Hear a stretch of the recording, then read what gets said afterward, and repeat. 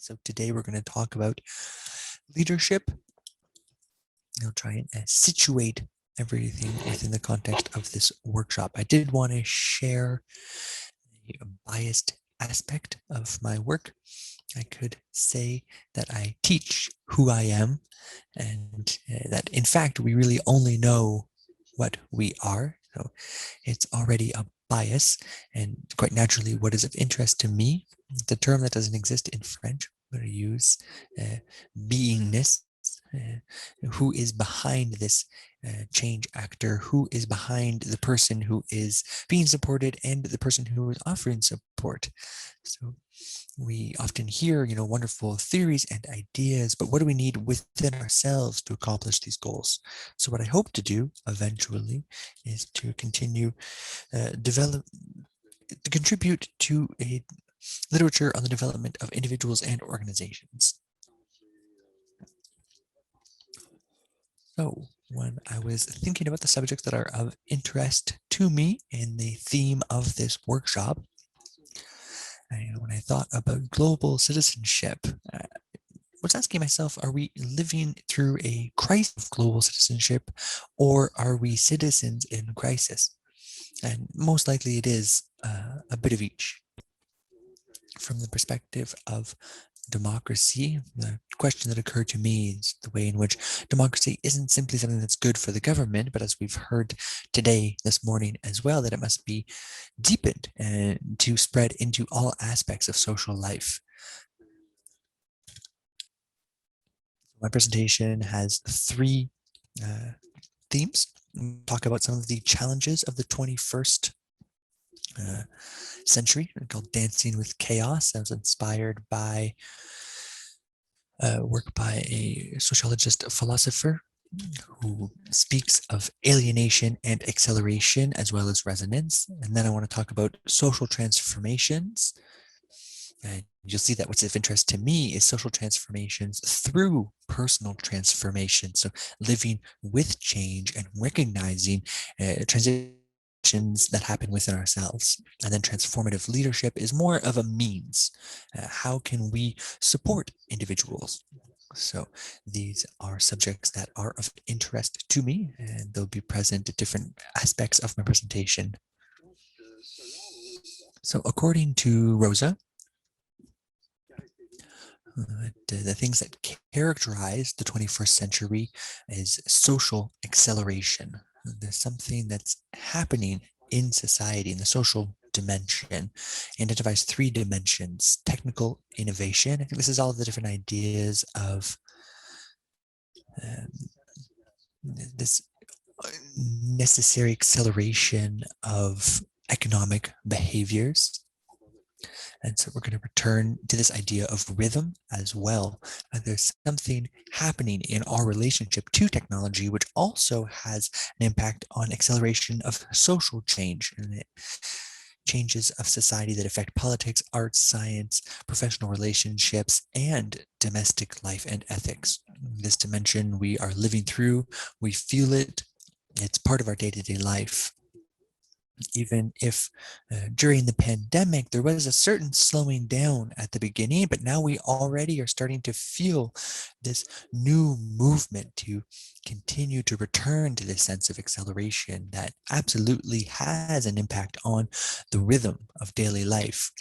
We often live under a feeling of urgency, of time pressure. Everyone seems to be missing time. We talk a lot about stress, etc., etc. And I think that if we read this at a different time, probably we all would have been institutionalized, but this is part of our day-to-day lives. And quite naturally, with acceleration, we might think that we need to slow down. But what Rosa says is that it's not a question of slowing down or doing less, but rather to behave differently, to enter into what he calls this dance with chaos and to try and develop into a resonance, and defines resonance as a cognitive, affective, corporal relationship. So the whole integrity of a person and every aspect of the individual is effective and responds to it. It's not just a question of being affected, it's this idea of responding to it. It's as if life is sending us an invitation. What do I do with invitation? How can I integrate that? He characterizes two types of resonance, one which is focused on opening to the world, and the other around our power to act, our agency. And this is obviously where the question of interiority, of internal life, has an enormous impact. Resonance comes with a feeling of being carried and not thrown into the world, to behave, to find it responsive and attractive and not repulsive or dangerous. And so when we look around us, we've often, heard over the course of the week here at this symposium, there are a number of paradigms that are rooted in fear. We're facing dangers and threats, and they're all very dangerous. Here, it's a question of how can I respond to this in order to be creative with what's happening rather than simply being reactive. So here there's nothing new under the sun, as they say. So we need to make a distinction between change and transition. Change is something that happens outside of oneself. It can be chosen or imposed. And naturally, if it's chosen or imposed, well, that will have a pretty direct impact on the individual's experience of that change. When we talk about change that's imposed, grief or accidents or other situations, and then that changes the type of support someone requires. And it also influences the way that the individual will react to those changes. And finally, it's not always, and this is obviously well known as well, the William Bridges model, is to recognize that transition is something that's lived within ourselves. This acceleration, then, the idea of resonance, is something that does put us into a nearly constant state of transition. We're constantly in movement. And transition, as it's written here, we're talking about a necessary passage towards acceptance. And it's nice to say that in some ways. I need to move towards acceptance, to be able to take it on, and a desire to be supported by someone who can help to facilitate that sense of acceptance. And it's an important aspect. The transition is a rotating door between what I have been and what I'm seeking to become. And transition is also something that brings us to a new level of conscience. And that's where I very much liked the song that Gina chose.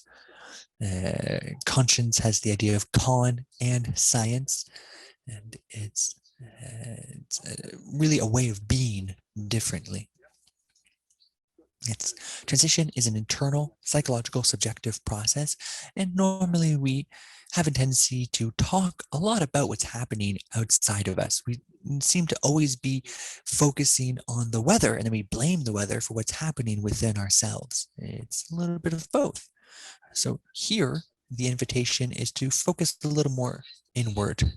You have 2 minutes left. All right, great. And the way that we do that, and what I'm in the process of exploring, is the idea of transformative leadership. And this idea of transformative leadership is an integratory model that takes all the different aspects of an individual into account and generates, and it's very complementary with everything we've heard this week, a culture of collaboration founded on ethics, morals, and principles that's motivated by a search for truth and collective solutions. So it's a form of leadership related to social transformation, changes, transition, resonance. It's another aspect of leadership that I'm also exploring right now is this idea of coaching. I've been coaching for a number of years, but the idea is to integrate it into a larger frame that would allow an individual, if I could summarize it, to dance with chaos. Thank you very much. So, transformative leadership. We now move on to education of global citizenship. It's a postdoctorate education at University of Geneva. And she'll talk about a cross look on global citizenship. Thank you so much for this presentation. Hello, everyone. Seeing as my study is currently undergoing the publishing process, I won't be sharing slides today, but I will show you one study that will allow us to intertwine perspectives on global citizenship education and more precisely on global education as a concept. So before going into details into my studies, I just want to draw into context global citizenship, which is a theme that we still consider to be emergent, although we do find it as a concept in numerous studies over the last few decades. And so to consider this theme as an emerging thought, especially in the context of a UNESCO symposium,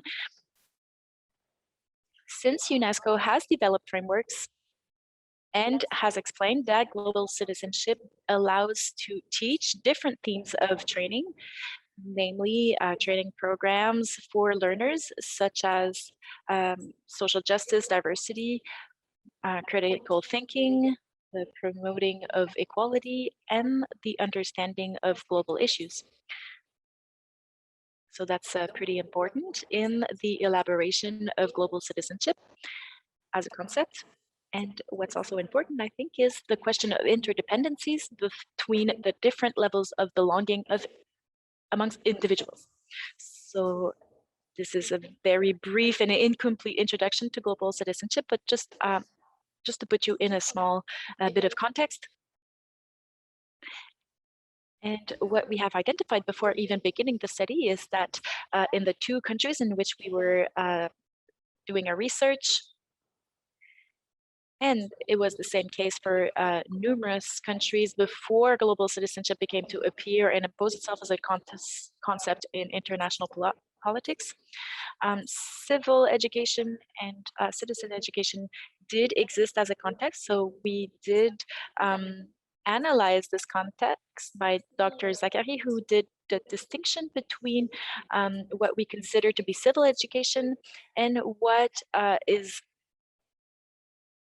more typical of global citizenship education, and so that we could establish a differential paradigm in between these two concepts. So when we talk about civil education, we were more referring to the nation state, whereas global citizenship will relate to the world as a context for the elaboration of our citizenship. So the learning curve in the global education or civil education will rely on the knowledge of different institutions. So for France, we will learn how public health systems work, what the mandate of a deputy will entail. And so there's this whole dimension of the knowledge of political institutions that are crucial, whereas in global citizenship education, other institutions and other dynamics will be brought about, namely sustainable development, international relations, solidarity, and etc. So I am presenting this as though it was a pure dichotomy between the civil education and global citizenship education, but what authors did identify is that there are possibilities of interactions between these two levels of and these two different conceptions of citizenship. And there are interdependencies between the different levels of citizenship. Authors have identified how the identifying oneself to the state nation does not necessarily lead to a patriotic identity. Numerous authors, and I can't name them all, but we can thank André Betsy and Myriam, who has worked on global citizenship as a context and has identified numerous issues, namely the fact that global citizenship as a concept and the paradigms in which it interacts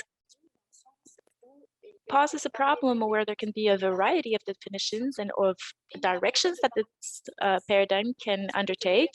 And it can be fueled by different undercurrents of thought, be it the liberal concepts or more critical theories. So there is a diversity of approaches we can take to this concept. Other researchers have shown the relations between teachers and their relationship to the global citizenship. So to develop this concept, we have to be aware of the positionality of the teachers and how their relationship to the global citizenship concept will affect the way that the concept is being taught. We have also studied the importance of questioning the relationship to the nation and the nation as a state to try to understand how teachers will elaborate their own relationship to global citizenship as a citizen. Another issue that has been identified is the question of being able to identify the skills that are tied to global citizenship, namely competencies for living together, skills relating to sustainable development, and the ways in which we can assess these different competencies and skills.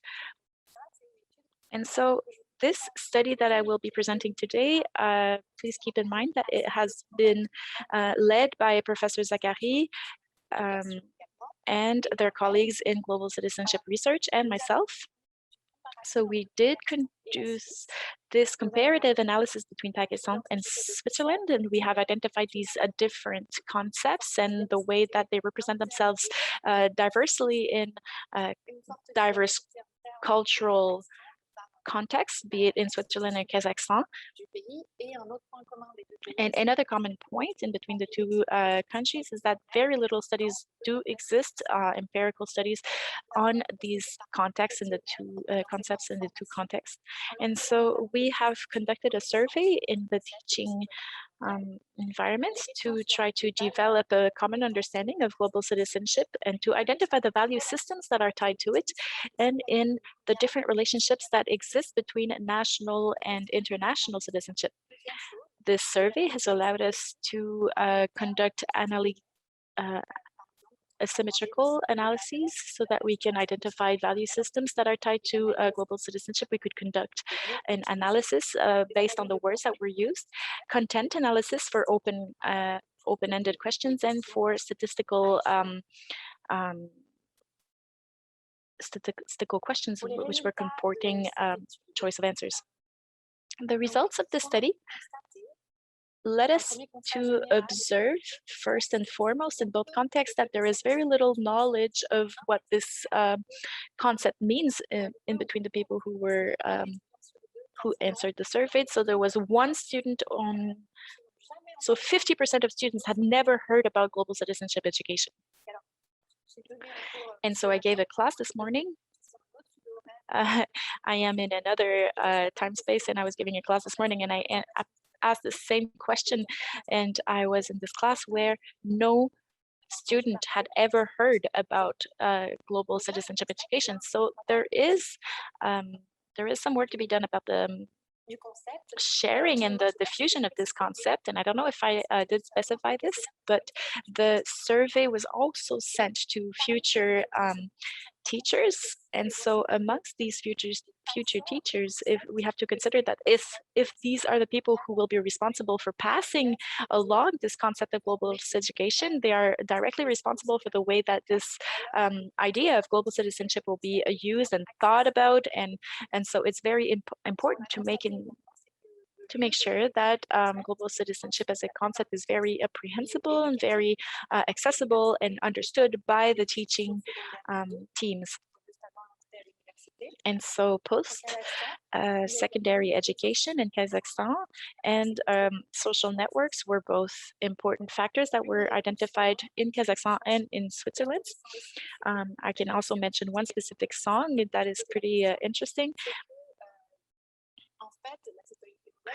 Because global citizenship could be something that happens and transmits itself in art and through culture. So it's something it's a pretty rare answer in the way that people have answered our survey, but it does belong to one of the ways that we can teach about global citizenship. We have then tried to identify different issues regarding global citizenship as a definition. And then we have observed that terms used in Kazakhstan and Switzerland are very different. In Switzerland, when we ask teachers to name us the 3 words that come to their mind when they think about global citizenship, they'll say rights, respect, and equity. In Kazakhstan, students would reply mostly world, freedom, traveling, and passport. Just to let you know, you have 2 minutes left. Yeah, okay, great, thank you.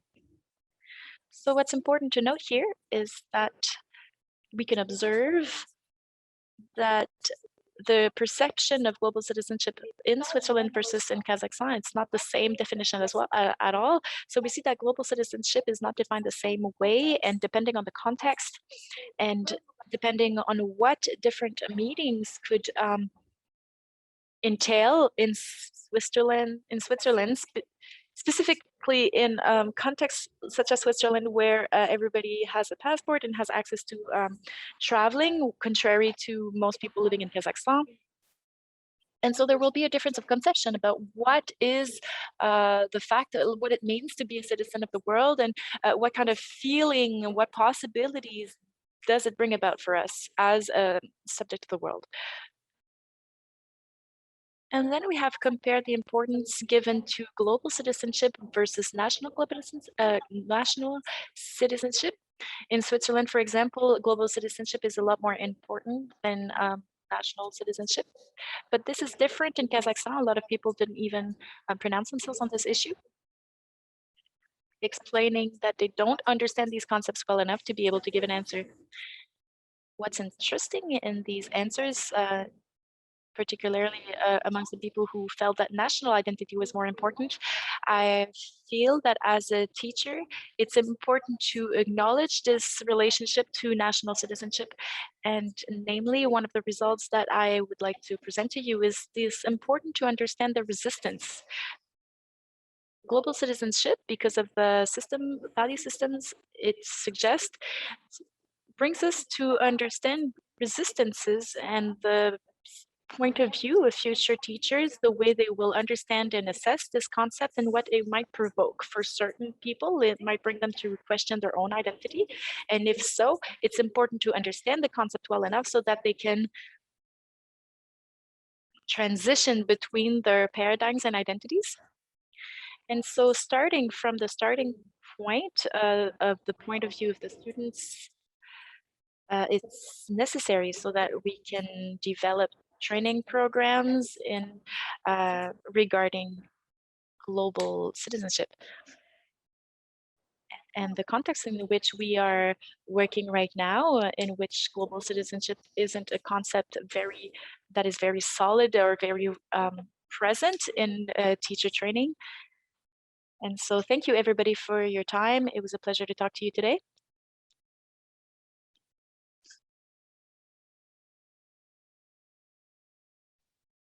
So Nancy, your mic is off. Yes, it's very helpful if my mic is on. So now let us go to Cameroun and meet with Mr. Jacques Philippe Tsala, who is a teacher in Uganda University, who will show us about tendencies in Cameroun for a new citizenship. And if you want to share your screen, Philippe, and show us your slides, please feel free and go ahead. We'll just inform our participants that the PowerPoint presentation is available in the online section of his presentation on our website. So don't hesitate to go and retrieve it. Thank you very much. I hope you can hear me. Yes. I do have only 12 minutes, but I want to take the time to thank my friends who have invited me to this meeting. I was interested with the theme because I always pondered at what does citizenship mean in Cameroun? And to answer this question, I would like to begin with a certain amount of considerations to bring to you. Firstly, in most of sub-Saharan states, namely in Francophone states, we have lived a social historical context that is pretty particularly, namely with the situation of colonization, which has brought our society in a very particular position.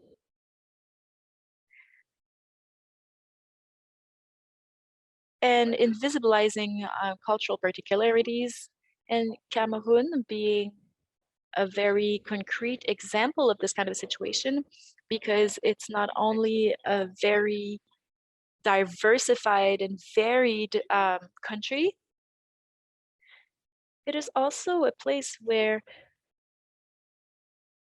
we can find pretty much everything you'll find in Africa, and that's why we're talking about African ecocosm. And so I would like to take this opportunity to relate how these particular cultures and histories intersect in Cameroon citizen identity, which can be visible in the face of the world and common understanding of how we see Cameroon citizens. So diversity is a challenge, and then administrative, political, ecological, and social construction of the state, and then the emergence of the new citizenship, and then the processes of the new Cameroon citizenships. And so the diversity of our particular country, first, Cameroon is in Central Africa, bordering on Guinea. Bordering Southern Africa, Congo, Guinea, and Nigeria as well. Our population is 1.5 million inhabitants. 240 languages are spoken into the country, and we have, just like Canada, French as an official language. 70% of our inhabitants are Francophone, and 40% of our inhabitants do speak English, although bilingualism is a very important national value. We have 70% of people practicing Christianity, 18% of Muslims, and 3% of our population practice different spiritualities and religions. As you can see on my PowerPoint, which illustrates these. Next, the construction of the Cameroon state. To understand this, we have to have a historical background.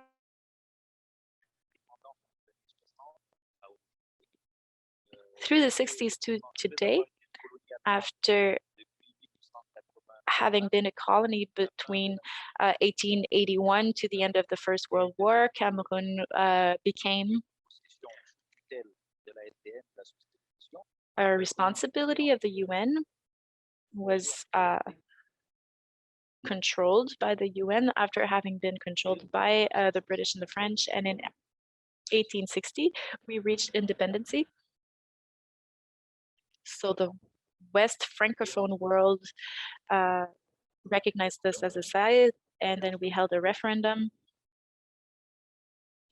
allowing us to construct a federal two-system institution where we would have one level for the French community and one for the Anglophone communities. I am specifying this thing because we do have political disputes right now about linguistic and cultural identities.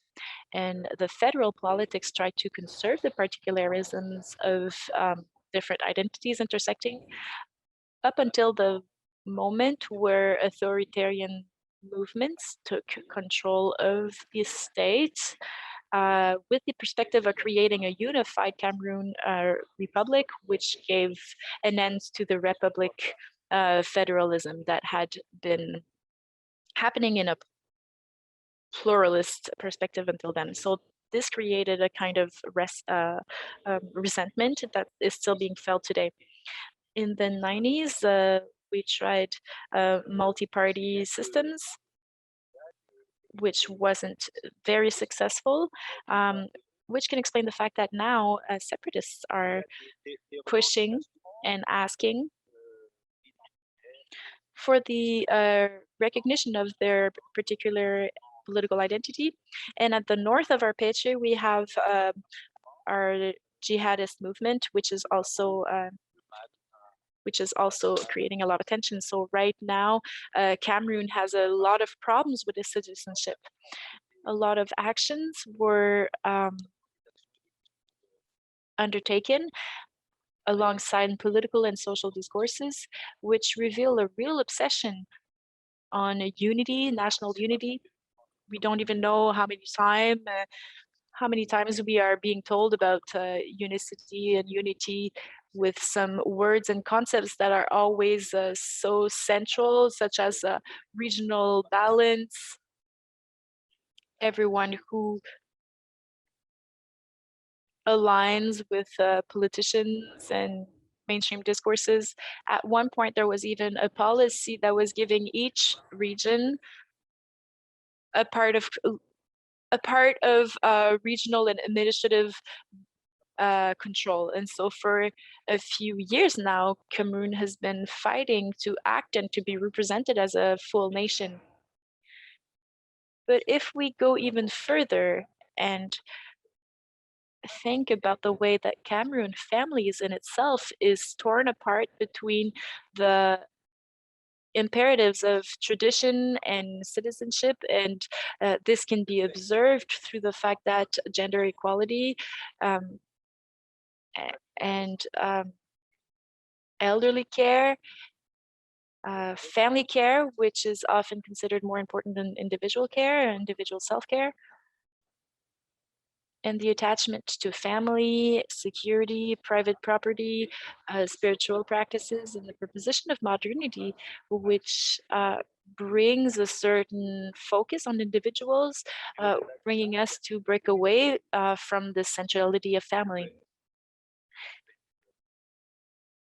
There is also a political organization that can interact with a tribal perspective or a more familial organization, but there is this tension between traditional and modern organization types, and there can be a lot of corruption, which can also bring a sort of uneasiness about the way we can see our environment and how we can construct our own citizenship and that of our collectivities. So I think there are different levels of analyses in this intersecting reality. And then the state has undergone a specific training to citizenship with the ambition that has been the same for the last 40 years to train youth to state institutions and state functionality. And so it used to be called civil education and then citizenship education, but the title of the program aside, the content can sometimes be unclear at a certain time. It was a very militant perspective to try to recruit youth to the national unique party without a necessary focusing on the topics of democracy and citizenship. Eventually, this program was canceled, and then we asked teachers to give more classes about culture, history, etc. Cameroon does has national symbols, and we have a great passion about sports. We have local national stars that are more celebrated and more famous than the president of the republic. But we do have studies that show that national football team plays an extremely important role in the political education of the nation. And even if we can observe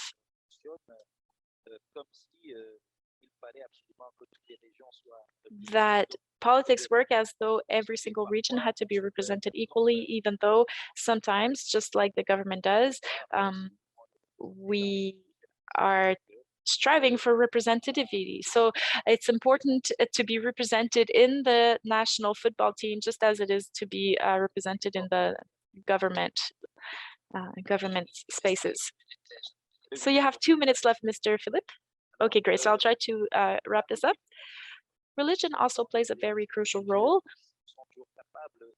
spiritual forces always mobilize a certain amount of people, and politicians do take that into account, and we look up to them to try to take the right decisions and make the right choices. However, there are limits to this process, namely citizenship education don't focus on skills and knowledges that can be helpful, and then there is collusion, bringing Cameroon citizenship to say that in Cameroon we can't have anything, but we have access to what we want. And there's another part that's important, is that some zones of meritocracy where there is this president that's been in power forever, and so a lot of people can feel like the state belongs to older people they don't identify with, and so the state becomes this external impersonal thing. And then there's also the lack of employment and depression and anxiety, which is afflicting our youth. And these phenomena are sometimes also used to political means. And if you are a bit aware of what's happening politically in Cameroon, we also have these big tensions with the Anglophone populations who are pushing for better representation, which is showing that state has really failed in representing everyone equally, which is bringing this separatist movement where some parts of our populations are looking for equal representation. So just to wrap it up, I would like to add that in Cameroon, we feel our citizenship in a very particular way, even if we are still holding on to peaceful reference that are not necessarily relating to modernity, because, for example, when we see leaders come about, we see people having anthropological or conservative reflexes or instincts, meaning that even though they didn't achieve a full feeling of citizenship, where they feel that they can be treated as equals in front of the nation.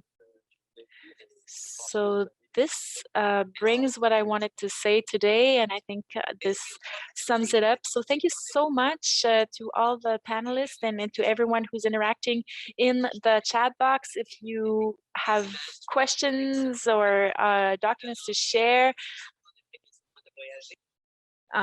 please go ahead. Listening to you speak really makes us feel like traveling to Africa again. So great. We are now up to the Q&A session. If you have some questions, please feel free to share them in the chat box. You can ask a question to any three of the panelists today, and you can address your questions to all three of them at the same time.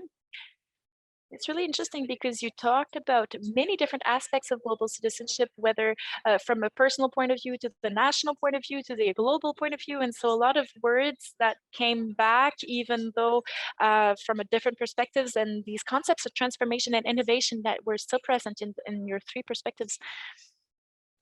And it's interesting to see how you talked about necessary transformation, both on the personal level and through more formal education systems, through the teaching system and through global citizenship, so that we can think about the nation state and how we position ourselves in the world and in our very diversified realities, depending on which country we live in. We have a first question from Mélanie Champoux. A question for Myriam. Is there any particular specific reasons why you chose Kazakhstan and Switzerland? So we'll start with that. Yes, thank you very much, Mélanie Champoux, for this question. A very practical question related to collaboration at the university in Kazakhstan. So they had a desire to collaborate, which allowed the research to happen. And in terms of the context in Kazakhstan, or really in the two contexts, this idea of global citizenship It occurred in context where each university is within its own sort of aspect of internationalization. There are relationships there. The University of Geneva has projects on the Sustainable Development Goals, which also has a relationship to global citizenship. And so there were specific contexts at each university that supported the research, and there were kind of transformations underway in the structures of each university, where the curriculum were being modified with certain considerations that, while not called global citizenship, fall very much within that framework. So that's really the reason why I chose these two specific areas. I have another question. I think Jean-Philippe left. No, oh, he's here. We have a question from Chantal Asselin.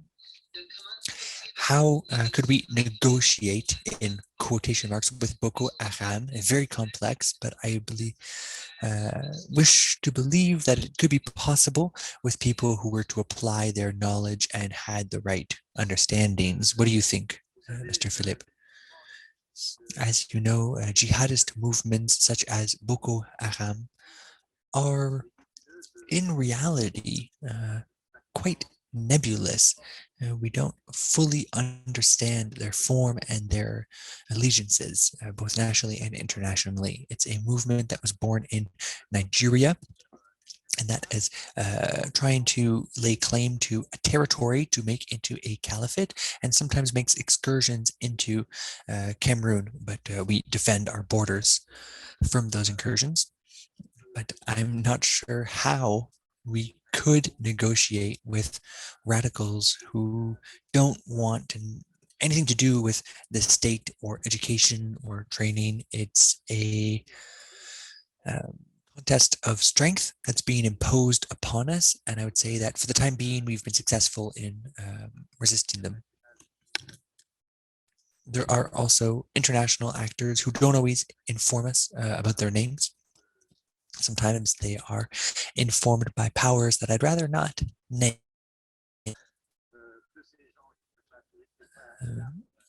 But these individuals aren't, building their own weapons, yet they still have plenty of them to undertake their campaigns. Clearly, they're being supplied by someone, and that's as much as I'm comfortable saying. Thank you very much. There's a couple of comments, and before going back to a question, it's not everybody who is reading the chat at the same time. A comment chat here. It's very interesting, the idea of prioritizing education for training for teachers for transformative education. It's interesting to analyze how this could be integrated into the education of future teachers. So I thought that was quite interesting. There's Melanie Champoux, who said to Marquis, your presentation made me think of the work in the thesis produced by Sylvie Laviolette on the spiritual dimension of change actors. So I'm not sure if you're already aware of that work or not. And I also had Paul. Did you have a question? And wanted to ask if you'd like to speak and offer a question to the three panelists. Yes, thank you very much, Nancy. Could you just close the microphone over there? Oh, we're in a room with, could you turn off your microphone, Gina? Okay. I'm trying to communicate with Gina at the same time. But thank you very much, Myriam, and everyone, all the presenters. I have a question. Global citizenship. I played tennis recently with somebody who was, really great. He's very sympathetic. Asked me what I was doing. I didn't want to talk too much about it. Starting about research into global citizenship, and he said, "Oh no, I'm not interested in that, and it's not my problem." The image that people have of global citizenship is that we're going to abandon our national identities. And so my question is as follows.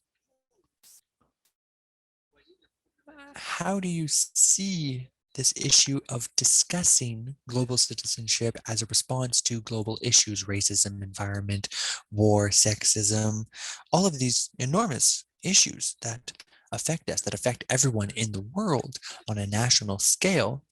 But there's a lot of resistance because people don't necessarily want to open themselves to self-criticism.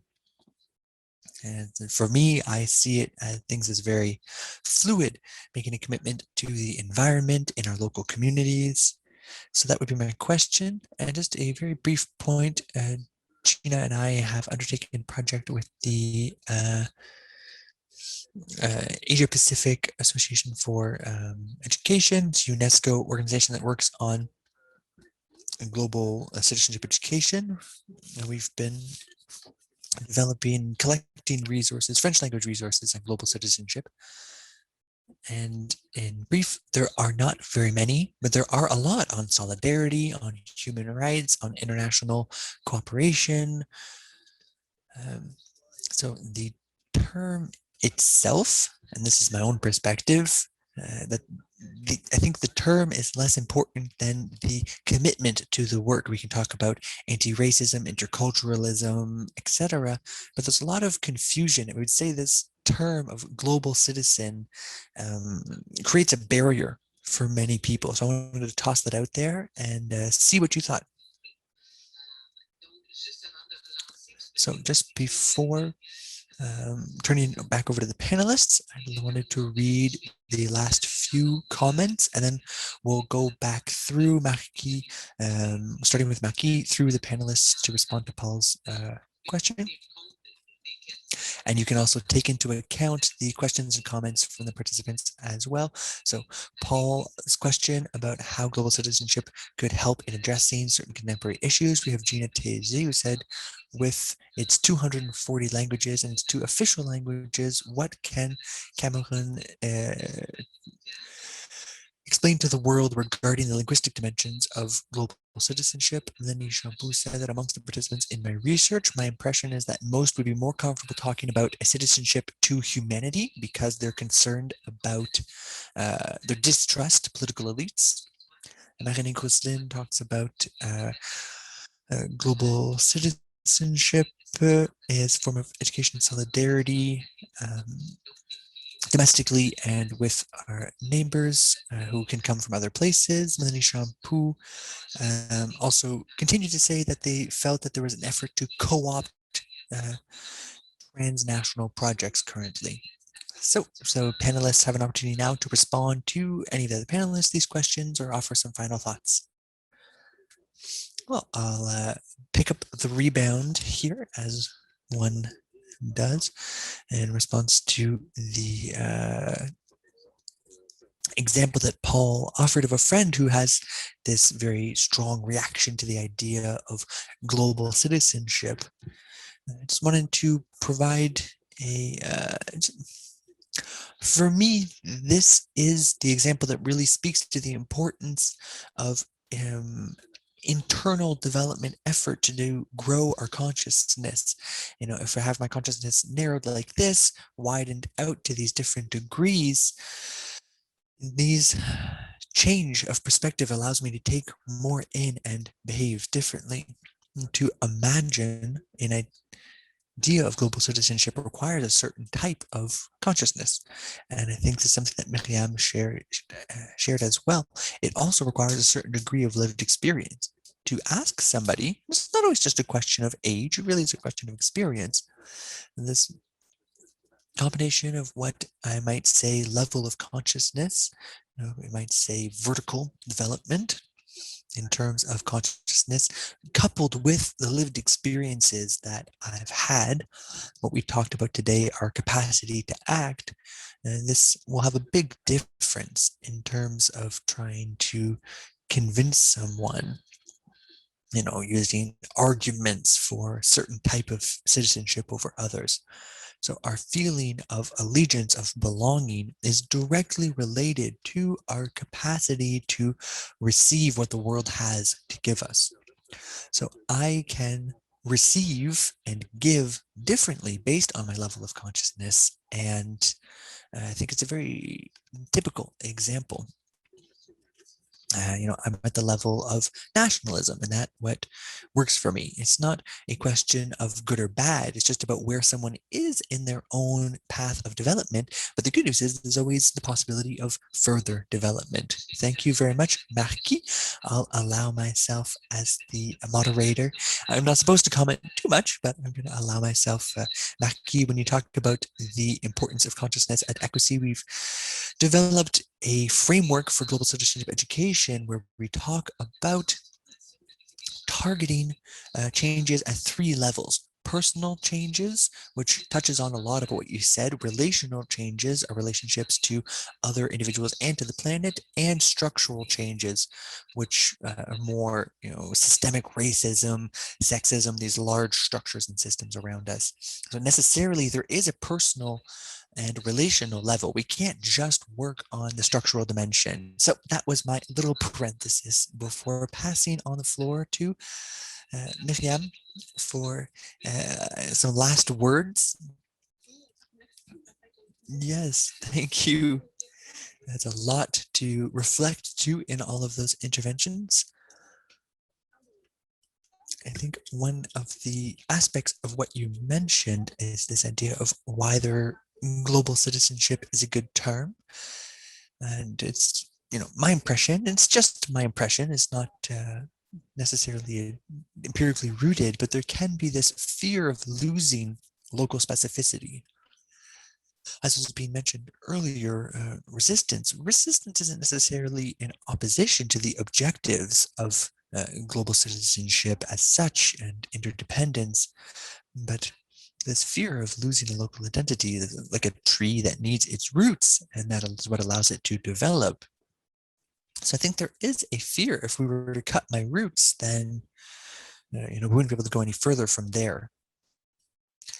So there is this aspect of fear, but I definitely agree that the idea of going beyond a given concept to being interested in objectives of interdependence, goals of anti-racism, multiculturalism, absolutely, I think these are very important. And the concept is a good carrier, even if there's resistance to the label of global citizenship, but we can put out objectives that are related to intercultural practices in education, to anti-racist efforts, to sustainable development, but it could help people to move within this world of education. So I think it can be successful in that sense. That would be my final words. So just before passing on the floor to Jacques Philippe, I just wanted to note that I had a question to know whether the PowerPoint presentation for Marquis Burrows would be shared, and he let me know that he has sent it to the organizers for the symposium. So give it a bit of time, but it should be uploaded, I think, on the website. So you'll be able to find it maybe next week. Let's give them a day or two off after the symposium to get everything up. So, and then Jacques Philippe, final word from you. Yes, thank you. Thank you for the honor of the closing word. So yes, if a form of global citizenship can be open to diversity, I don't think 240 languages would be a problem. But we have seen that a language is more than just a means of communication for those who speak it. Language has a political dimension. We speak the language of the dominator, and from a historic perspective, and it is political. We have an organization of francophonie. We've been bilingual. Should we be a part of la francophonie? But finally, we ended up being a part of both of these organizations. We have Rwanda that has moved into an Anglophone world. If you speak French in Rwanda right now, it's because you don't understand that the world has changed. And from a national perspective, even if we have 240 languages, in general, there are groups of languages. About everybody, pretty much everybody speaks some of these, the Fufude, but we have some of our compatriots from the north who feel that that's of the Muslims who pushed them up into the north. And so It's important to make sure we have a dialogue between all of these diversities and understand that language is related to an identity, and that identity shouldn't be dissolved by a hegemonic or a dominant actor. And that's what I would say on that subject. Thank you very much. Before closing the panel here, I want to thank everybody for your participation and your questions. I do want to highlight what's in the chat here. There's some evaluation surveys that you can complete. And there's also two links to pads. So imagine that we are at a symposium in person and there's whiteboards up. The first whiteboard is for any resources you'd like to share, any comments that you would like to share in the language of your choice. You can go on that first whiteboard. And the second is if you have any ideas of projects, of actions, of possible follow-ups from this symposium that you'd like to share. Then you can go and put those up on the second pad. And there's also the link to the happy hour at 3:30 today. You can, I think it's at 3:30, right? Yeah.